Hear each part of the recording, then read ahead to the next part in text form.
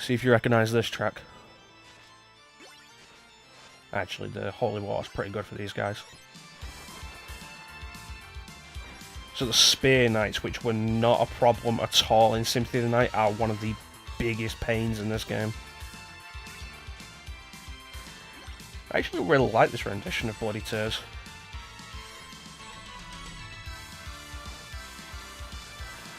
But yeah, this game introduced the item crash, which is like a super attack with whatever item you've got at the cost of a substantial number of hearts.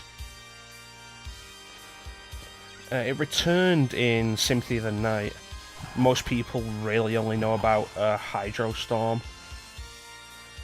because you can get the Holy Water as Richter, and you can then spam it against Dracula, and then a lot of people haven't actually played as Richter for the rest of the game, because when you finish the game you can play as Richter if you put your name as Richter in the file select and play through the entire game as Richter. It's kind of neat.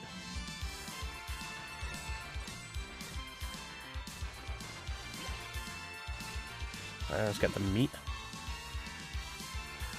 Oh, I hate this section. I remember this. Like I say, I've done this recently because I was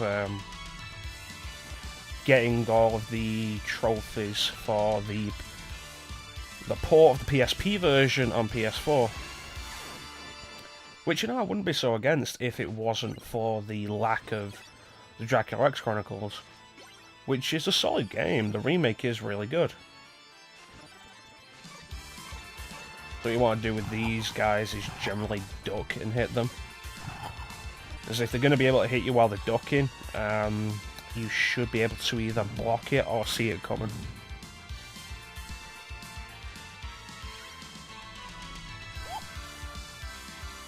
So we got to watch out here for the Fleeman coming down the stairs.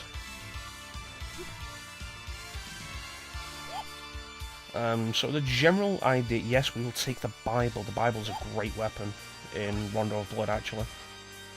I think this might be its introduction. Yeah. So what was I saying?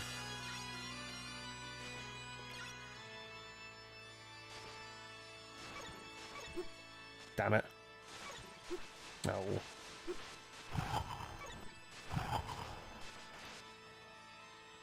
I cannot remember what I was saying. There will be some game overs here. Undeniably, there might be some editing, actually, as we get further into the game. There's one stage in particular that I'm thinking of that... that's what I was saying. We're going to do 100%. Because, you know what? Why not? I like this game. I've recently got 100% in the PS4 version. I can do it again.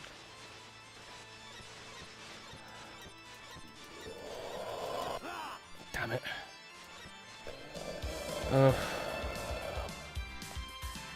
100% is going to require taking out all of the bosses, doing all the stages.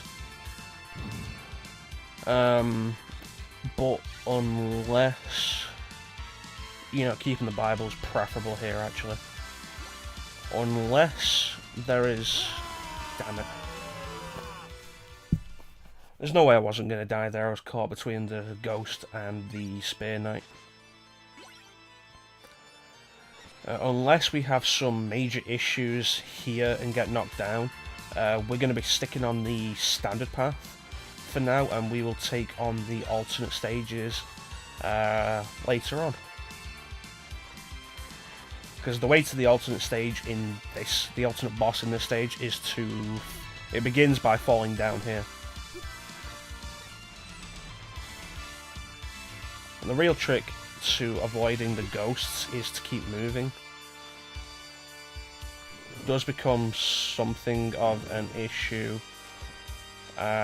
when you're hit with a problem in front of you, but...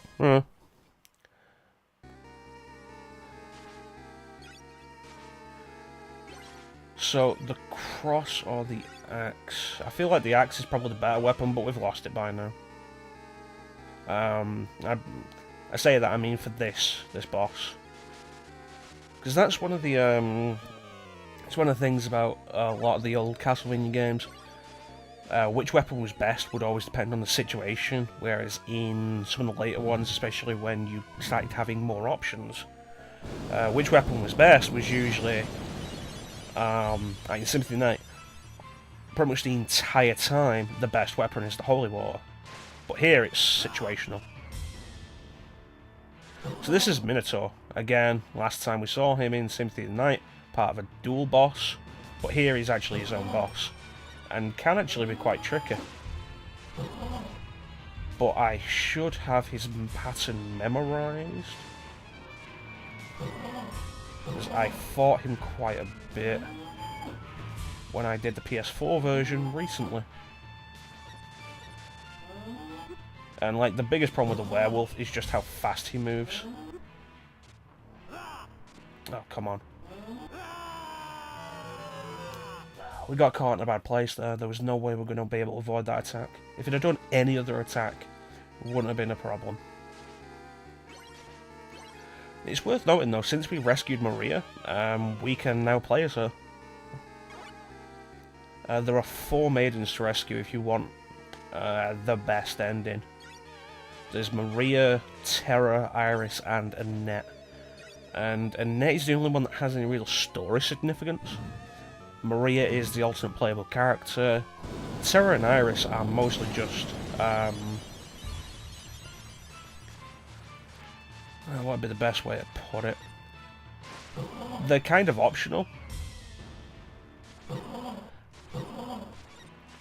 In the PSP remake Dracula X Chronicles, they're optional to beat the game, but if you want to get the best ending and fight the new boss, the new final boss that was added, you do need to rescue all of them.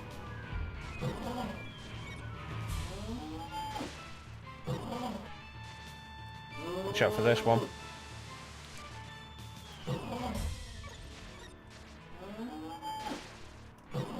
And... damn it! We almost had that as well, the no damage bonus. Nope. I was caught in the corner, there was no way I was ever going to be able to avoid that. Should have let him back up before I finished him. Oh well.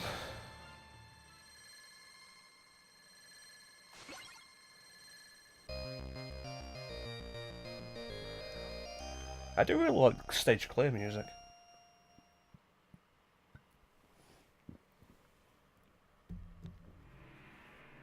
It is my message tone at one point. Now again, this is another recognisable Castlevania theme.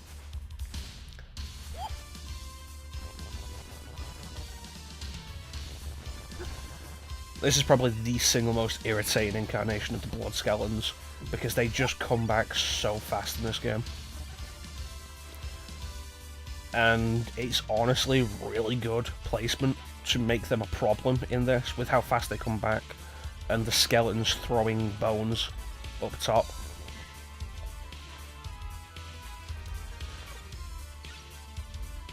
So there's the backflip. You need to be careful with it a lot of the time, because it can put you at a bit of a disadvantage. So, as is usual with Castlevania, it's all about your precise movements.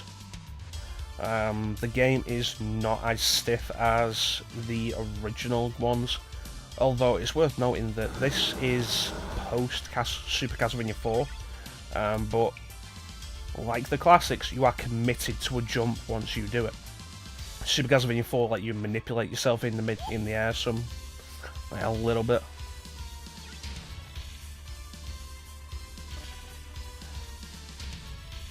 One thing that is really good about the old school Castlevanias is the way that... damn it. The way that pretty much every sub-weapon could be useful in the right circumstances. Like in Stage 2, I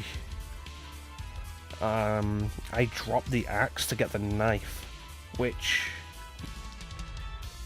was a good decision, because it allowed me to take out the birds before they aggroed.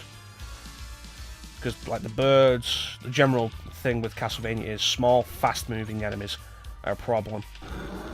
The birds, the flea men, Medusa heads, that kind of thing.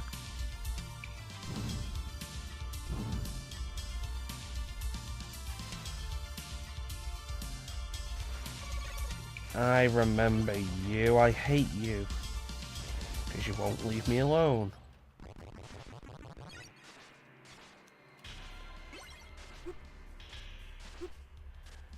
Probably my biggest complaint with this track, this is beginning from Castlevania 3.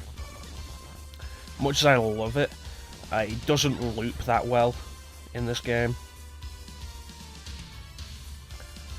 This is why I hate those guys.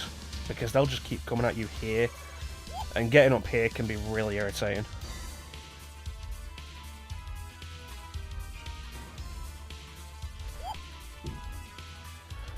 Okay, I'm just gonna focus for a minute.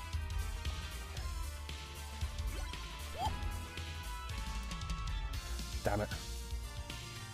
Like I say, getting up here can be really tricky. I had a bit of trouble with this when I was playing this on the PS4 as well. You have to be really quick with it. I think the ball graphic was actually different on the PS4 version though.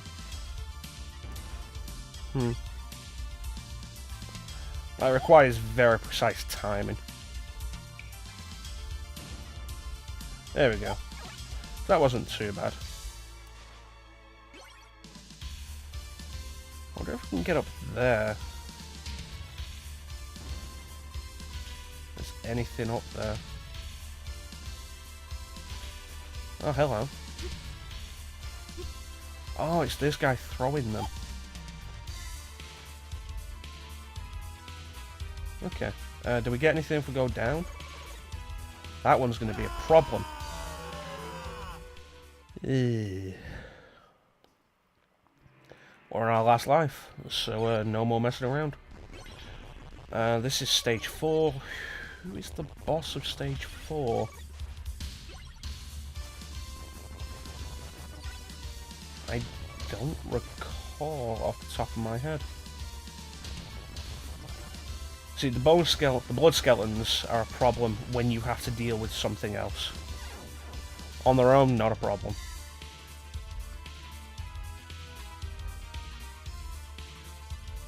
Who is the boss of stage 4? I forget.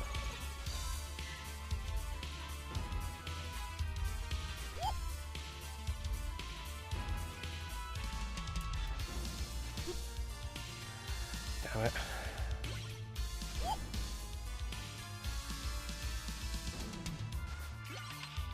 Oh, that's good.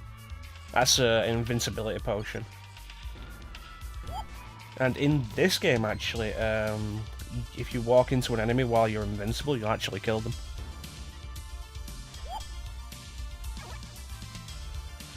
Alright, so we got up there without too much trouble.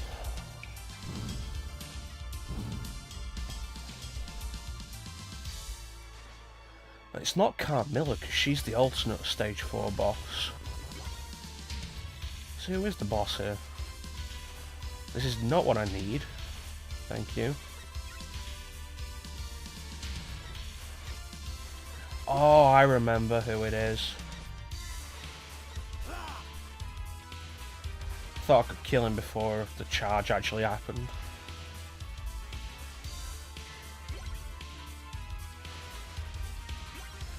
Yeah, one thing Rondo of Blood really does is introduces a bunch of new bosses for Castlevania. Because, like, we've got the old standbys in the series, like Medusa. Okay, you've not got your shield now. Like Medusa, the giant bat, Frankenstein's monster, the mummy. We've got ones like that.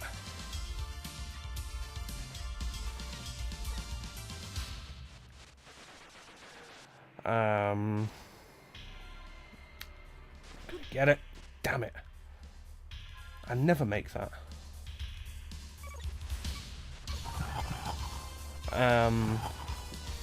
Rondo Blood introduces some new ones, like, I'm pretty sure Werewolf was new to this game.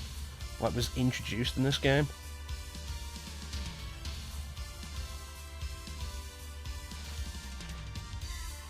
I'm pretty sure Minotaur was as well. Wyvern definitely was. And this boss is new to the series.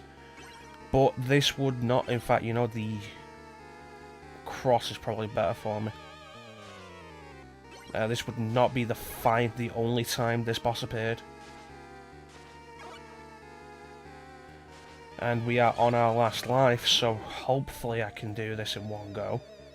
Because if not, we'll have to do the stage over again, and we will be cutting.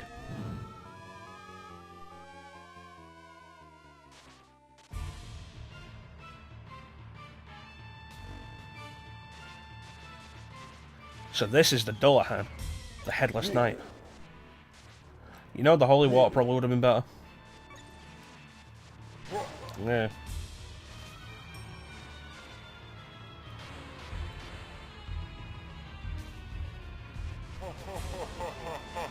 Watch out for that or it'll curse you, which you do not want to happen.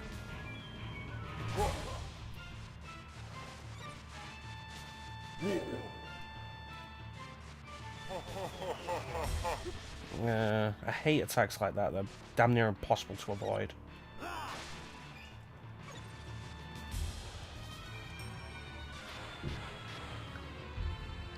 I don't... Oh, there we go, it's the minus button. Item crash. It's Grand Cross. I don't think I'm gonna win here. Nope. Oh, that's not good. Oh, we got an extra life. Oh, we have another chance. Let's do this. I thought we were going to have to cut there. I didn't realise I got an extra life. Oh, that makes me happy. What I'll probably do after this, if I beat this boss, is quit. And then come back into the game. Because I'm not going to do the next stage in one life. Guarantee it. So yeah, the Dullahan would later reappear in games like Portrait of Ruin. He's the first boss of Portrait of Ruin, actually.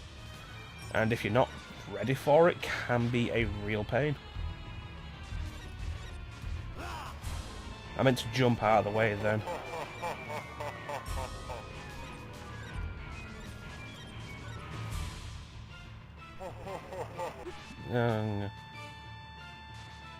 I always feel like it's damn near impossible to avoid those attacks. Oh, God, that was close. Okay, stop doing this. Die, die, die.